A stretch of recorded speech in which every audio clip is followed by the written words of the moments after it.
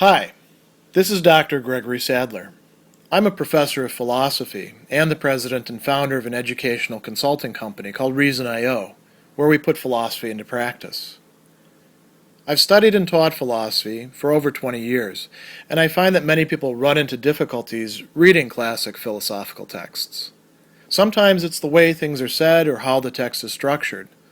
But the concepts themselves are not always that complicated, and that's where I come in. To help students and lifelong learners, I've been producing longer lecture videos and posting them to YouTube. Many viewers say they find them useful. What you're currently watching is part of a new series of shorter videos, each of them focused on one core concept from an important philosophical text. I hope you find it useful as well. In Book 10 of his work, The Confessions, after having in the earlier books discussed his conversion, you might think that everything is going to go along just fine for Augustine, but he says that he still has struggles, and he is going to use a really famous phrase coming from one of John's letters, talking about three main types of challenges that believers face, three sources of temptation: the concupiscence of the flesh, or desire of the flesh, concupiscence of the eyes, and then what's often translated as the pride of life in Augustine's own text, because he's relying on the Latin Vulgate. It's a somewhat different translation, which is rendered here as the ambition of the world. Ambition is similar to pride, and saeculum is being substituted there for bio. So we don't need to worry about that too much at this point. The first is going to be addressed, the concupiscence or desire of the flesh, the sarx, the body, the thing that we have. And, for the ancients, this was typically associated with the stomach, so issues of gluttony and drinking, and then the genitals as well. And Augustine, by this point, has dealt with his sexual desire, so it's mostly things having to do with other forms of sensual desire that come up. And he begins by talking about, and this is in chapter 31, food and drink. So he's got some really interesting reflections here to begin with. He says that we rebuild each day's decay within the body by eating and drinking until that time when, quote, you shall destroy both the food and the stomach, when you shall kill my hunger by a wondrous satiety and clothe this corruptible with incorruption. So as long as we're here on earth, we do have to keep eating. And he talks about drinking. And, you could think about just drinking water or something like that, not too problematic. But in ancient culture, of course, wine was pretty ubiquitous, and they'd often drink wine with a admixture of water in it. So both of these are possibilities. And Augustine is going to go on and say, so I wage daily warfare by fasting, by willfully going without eating or drinking.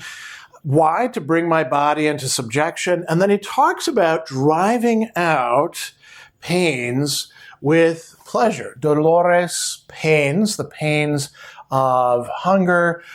Me voluptate. So voluptas is pleasure, bodily pleasure, typically.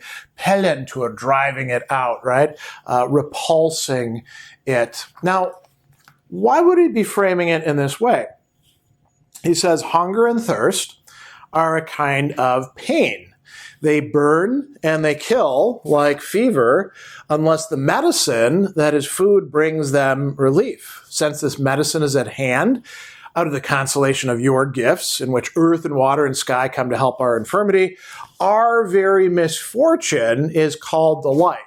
So in one sense, he's saying, it's really nice to have your hunger and thirst dealt with, and we can be grateful to God that we exist in a universe in which this can happen for us.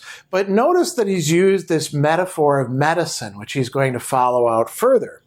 So he says, I come to take food just as I take medicine. Why? Well, you need to eat. If you don't eat, you're going to die, right?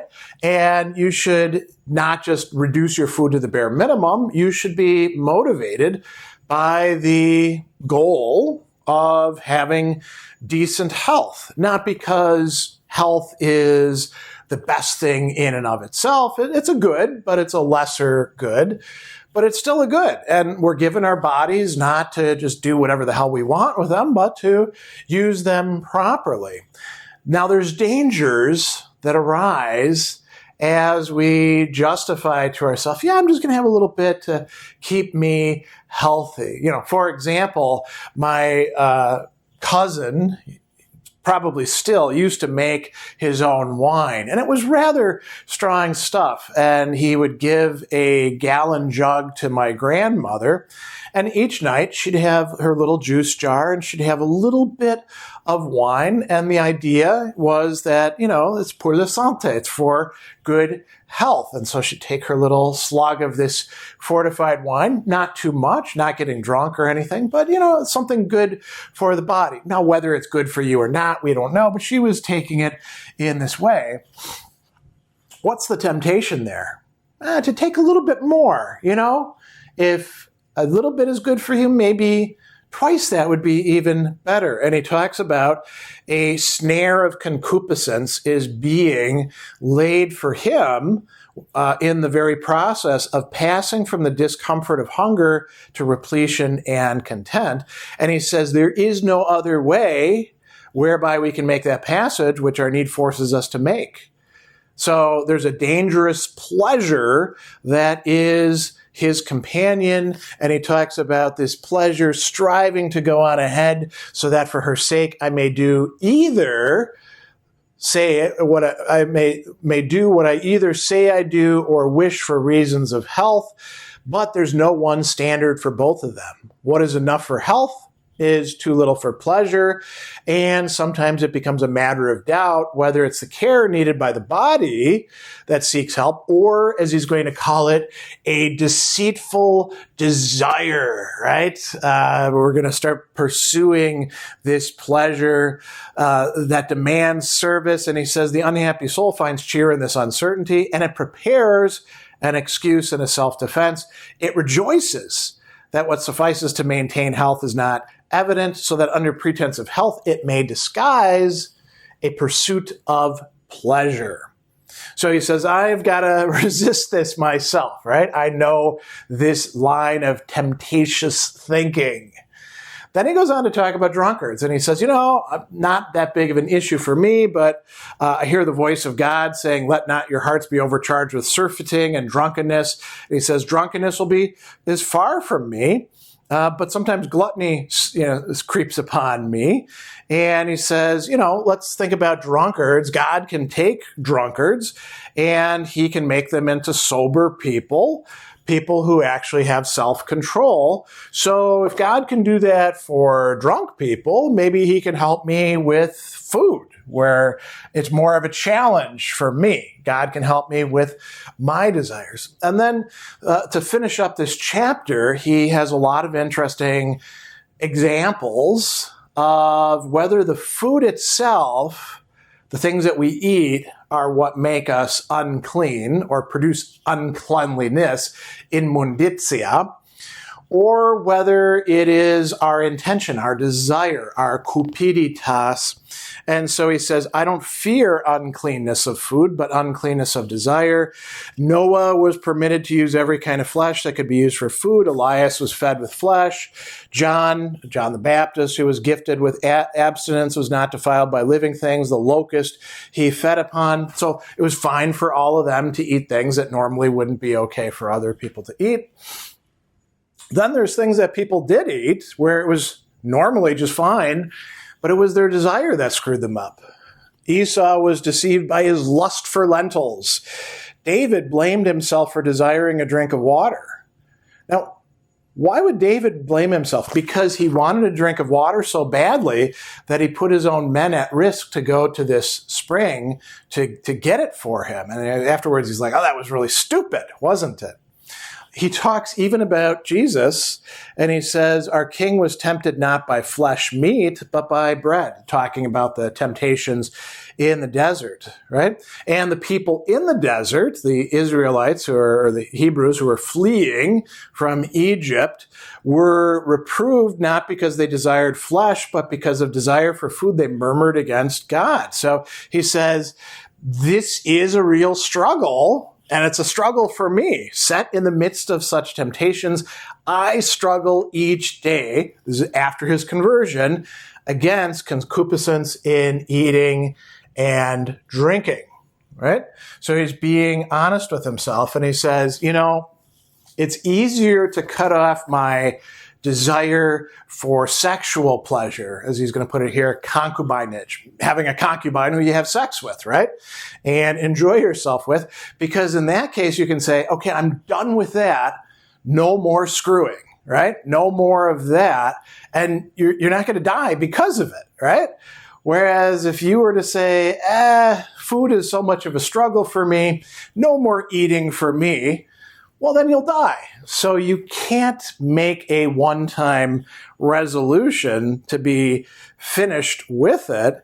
And he says the bridle put upon the throat must be held with moderate looseness and moderate firmness. Who is it who is not carried a little beyond the limits of his need? Whoever he is, he's great indeed. That's not me.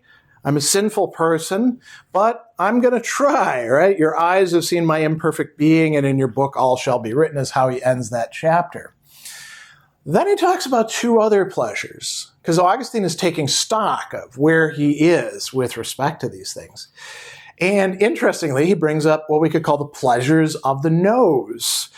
Beautiful odors, sweet odors. And he says, when those are absent, I don't seek them. When they're present, I don't reject them, but I'm prepared to do entirely without them. So I seem to myself, but perhaps I'm deceived. There's these different dark areas within myself. I could fall subject to that temptation, but it's not really an issue or a challenge for me at this point in time.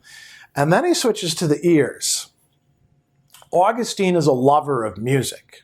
As a matter of fact, he thinks that music is quite important, and he's not unusual in that respect. Many people in ancient culture, including many Christian thinkers, thought of music as in some way revelatory of the divine, right? And so he says the delights of the ear had more firmly entangled and subdued me, but you broke them and set me free. I confess that when melodies that your words bring to life are sung by a sweet and well-trained voice, I now find therein a little rest, not such that I cling to them, but that I may rise up when I wish, right? And he says, sometimes, though, I think I grant them more honor than is proper. When I feel our spirits aroused to a flaming piety more devoutly and ardently by such sacred words when they're sung well than if they're not chanted.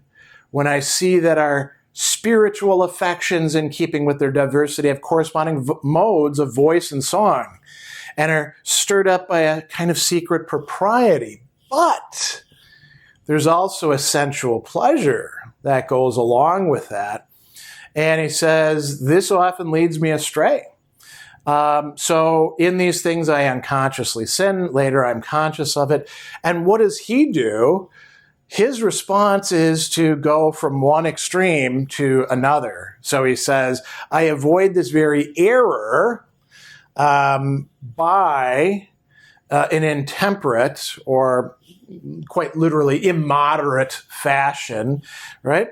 And I err by an excess of severity, by being too tough on himself. And then I desire all the melodies and sweet chants should be banished from my ears and from the church itself. And I think about the safer course related to me about Athanasius, Bishop of Alexandria. He made the reader of the psalm utter it with so slight a vocal inflection, it was more like speaking than singing. So you want to keep the music, you could say, within restraint. You don't want to start indulging in music just for its own sake, because that would be a sort of concupiscence of the flesh. And so he says, I waver between the danger of sensual pleasure and wholesome experience, but I'm inclined to approve the practice of singing in church. And, he says, when it happens, I'm moved more by the singing than what is sung. Well, that's a problem for me. So we've got three very interesting areas, food and drink, music, and odors that he discusses under this rubric of the concupiscence of the flesh, which he still, to some degree, faces after having converted.